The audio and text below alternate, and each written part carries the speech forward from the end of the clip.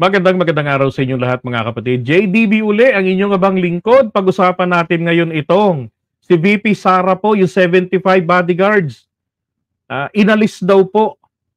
Diba? Sabi nga nila ron 75 bodyguards, PNP bodyguards were removed. Nako. Tapos sabi ng ibang mga nagkokomento, si Inday, nilagay nyo sa panganib ng buhay. Bakit? May papatay? May interesado?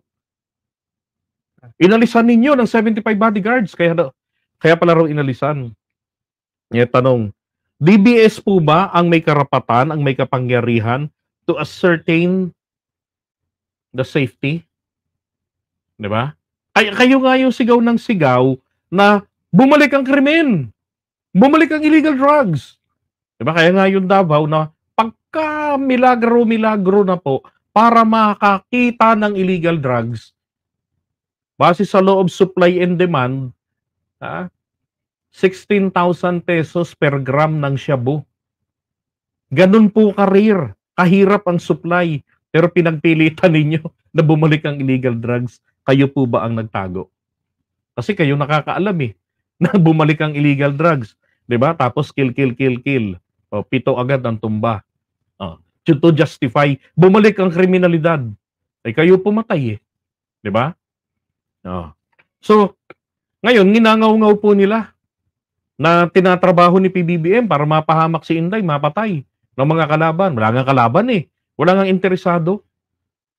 Kasi alam nila, kakayanin kung sinong tatakbo for Vice President sa 2028 at saka yung pampresidente, kakayanin pong talunin si Sara sa susunod na halalan. Lalo ngayon, nabubulgar na yung kahinaan niya. Di ba? Mahina sa leadership. Pagdating sa performance sa trabaho. Di ba? Palpak din.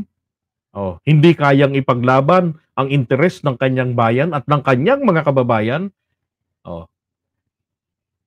Ang kaya niyang ipaglaban ang interes ng kaibigan ng kanilang pamilya, ang interes ng China. Hindi niya kayang banggain para sa mga Pilipino. Sinong Pilipinong matino ang pag-iisip na gagawin pa yang presidente? Di ba? Ito ngayon, designated survivor. Alam niya na may bagyo. May forecast, mabigat. Kayang i-cancel. Iniwan ng taong bayan. Di ba? Wala ka nang mandato, wala nang pressure sa'yo. Malasakit na lang. Lahat po ng ginagawa ng OVP, yan po ay nakabase na lamang po sa malasakit. Hindi ba, Janet Villaruel? Diba? Walang mandato, walang inutos ang Constitution. This is the duties and functions of the office of the Vice President. Diba? Walang nakalagay doon. Ang nakalagay lang doon, spare tire ang VP. Pagka hindi na makapag-function ang presidente, then magiging acting president o magiging permanenteng presidente na ang vice president. Etong pinaliliwanag ko hindi to kayang paliwanag ng mga DBS, maniwala kayo sa akin. Diba? Hindi nila kayang hindi nila kayang paliwanag yan. Yung nga lang 3 branches of the government, hindi nila alam Totoo ba yun, mga DBS? Hindi nyo kayang paliwanag. Anyway, eto ho ngayon, kasi may nambara. So, may nambara. Inaatake nila etong si Basta, inaatake si General. Diba? Na inalis. Gano'n, kasi para maganito si Ngayon, nagsalita na po si Marbil. Yung number 1, yung security ng Vice President under anymore sa amin, it's under the Presidential Security Command. And ang security ng VP natin ay under po ng PSG. Ulitin natin sana mali pandinig ko. Yung number 1, yung security ng Vice President under anymore sa amin, it's under the Presidential Security Command. And PSG po. Okay, PSG po. Bakit mayroong PNP? Diba? Doon pa lang mali na So, pag alis po ng 75 na yan, tinama lang po nila yung mali. Diba? Hmm.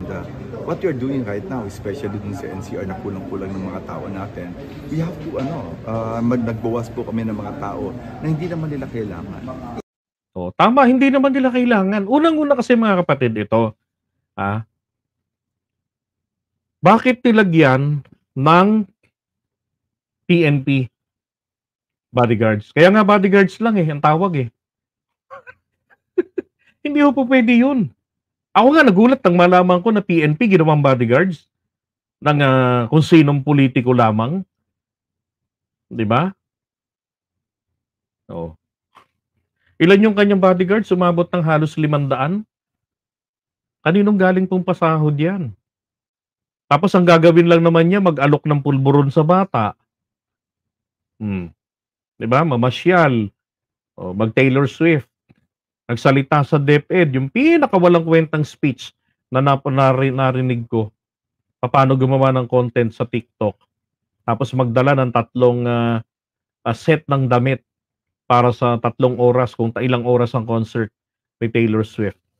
Pinanindigan pa, pumunta pa ng Germany.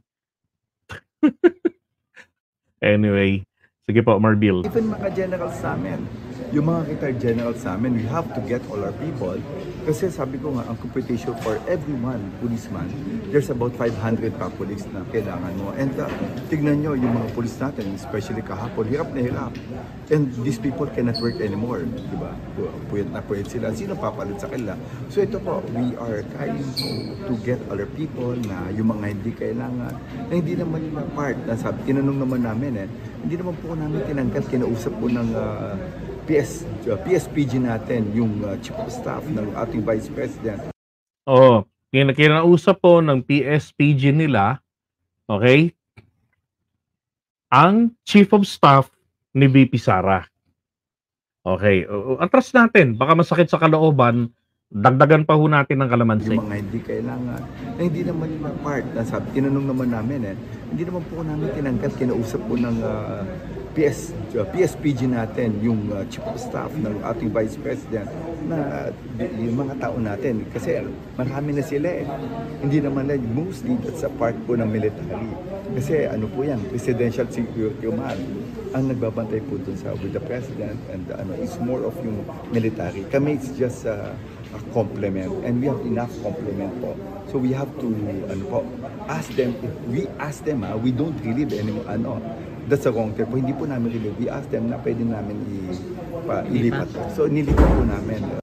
Oh, di ba? Pinakiusapan pa sila. Pwede ba naming ilipat? Kailangan po sa NCR. Marami po kami tinanggal. Not only, hindi lang yan. Lahat po. Yung mga hindi po talaga kailangan. Tinanggal po namin. Grabe. Ano sabi niya? Marami po kaming tinanggal. Yung mga hindi po kailangan. So, ibig sabihin, dati pa, matagal na palang ginagawa ito, Idol Rex TV. Adventure, shoutout sa iyo, Brad. Kaibigan po nating vlogger yan. Sabi niya, Idol, di na-cancel ng flight ni Sara. Sabi niya, kasi mahal ang kuha niya ng ticket at wala siyang pakialam sa mga nangyari sa Pilipinas. Yun na nga biro mo, bilyonarya nang hinayang sa ticket. So, matagal nang naaprubahan yung flight niya. Di ba? Okay na yun, matagal na aprubahan. Kaso, meron talaga namang hindi mangyayaring maganda. Alam mong ginawang trabahong tamad. Inunang mamigay ng ayuda. O magkakabagyo, mamigay na tayo ng ayuda. Ganon. Pagkatapos, anong ginawa? Bumira ng layas. Yan ho yung trabahong tamad. Yan yung sinasabi ni Leni Robredo na isang ingredients ng pagiging tunay na leader ay yung nakikita ka sa mga panahon ng kapighatian ng mga mamamayan mo. Karamay ka nila. Anong klaseng leader ka kung hindi mo kayang makiramay? Tama po ba? Oh. Pero yung mga Pilipino mo naglalalangoy, lubog sa baha. Ikaw, nung sona ng Pangulo, ang mga Pilipino nakatutok para alamin ang nangyayari sa bayan. Ikaw na pangalawang Pangulo. Di ba na anytime pwede kang pumalit. Hindi ka updated sa mga nangyayari at ayaw na ma-update pero nagpunta sa patay. Ginamit pa yung kawawang patay. Tama ho ba yun? Matino pa ba ang pag-iisip ng ganyang klaseng leader ng bayan? 'Di ba? Oh, nalutang eh. 'Di ba? Tama si Rex TV. Wala siyang pakialam sa nangyayari sa bayan. Pa-Netflix lang. May interview tungkol dun sa isang nabanggit niya sa House of Representatives. Oh, anong biglang isiningit niya? House of Cards. Gago ka ba? Ay, oo nga pala. Gago nga pala. Bakit mo sisingitan? Tinutilo ng tanong ng reporter. Sisingitan niya ng House of Cards. Yung pang-atake niya sa gobyerno, dadaanin niya sa parinig. Eh, baka ho ano yan, mas malalagay tayo sa giyera kapag yan ang presidente. Di ba? Ngayon ho bulok ni Digong si Princess Sara. Binulok nga po talaga.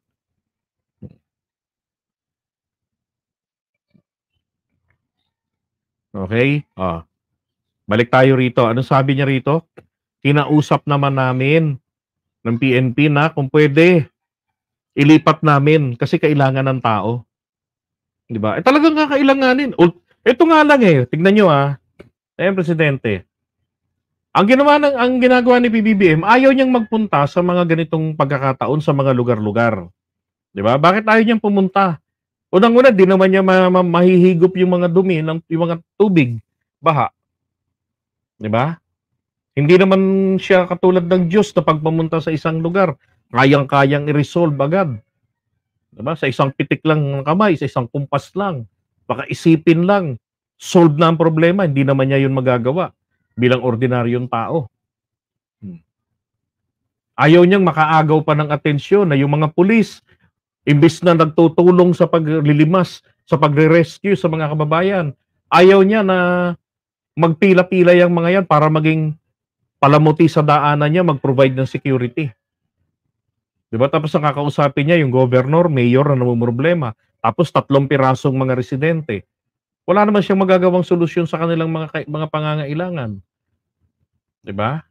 Pero ang the best na mapaparamdam ng Pangulo is bago pa dumating ang mga ganyang bagay, mga pangyayari na yan, sinabi niya na yan na ang DSWD dapat lahat, nationwide, meron kayong nakaimbak na ng mga kailangan ninyo para sa mga ganitong panahon. Kaya po, mabilis yung dating ng mga ayuda. Diba? Mabuti nga ang Congress kumikilos, tumutulong. Kita nyo yung truck nito ni Speaker at saka ng party list ng asawa niya, yung tingog. Allergic pa naman ang mga DBS dyan. Pero going back, isa hong malaking katarantaduhan na nag-react pa sila ng negatibo sa ginawa po ng PNP natin na alisin, ilipat yung 75 na mga bodyguards nila. Isipin mo, police, ginawang bodyguards ng Vice President at ng ilang mga politiko, hindi lang pala yan. Dapat po, di ba? Tama lang gawin nila yun. Alisan ng mga bodyguards etong mga politiko. Kung gusto nila ng bodyguards, dapat mag-hire sila at their own expense. Hindi po yung taong bayan ang magsushoulder. Wala na ngang mandato, may bodyguard pang isang katutak. Takot mapatay. Kung wala kang mandato, di ba? Takot kang mapatay, baka may papatay sa'yo. Huwag ka nang lumabas ng bahay. Doon ka na lang. Bahay mo, gawin mo ng opisina. Di mo kailangan mang-abala ng bodyguard. Hindi kailangan paggastusan ka ng buwis ng taong bayan. Wala ka na ng trabaho Pabigat pa. Ito lang yata yung Vice President na nakita ko na isang katerba ang mga bodyguards. Tapos nung may inalis na bodyguards, nagngaw-ngawa ng kanyang kampo. Diba? Sabi niya, ulol, normal man yan na may security. Tanungin kita, Lea Lapinig. Dahan-dahan lang tanong ko Sino po ang nagpo-provide ng security ng Vice President? Sino po? Pakisagot po yung tanong. Okay? I-all caps mo yung sagot Tingnan natin. So ngayon, ganito.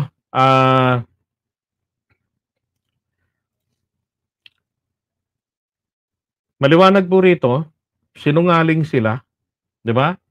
Yung mga pumupuna diyan, sinabi pa nga po ni VP Sara na kahit na inalis daw po etong mga bodyguards niya, correct PSG po. Yan.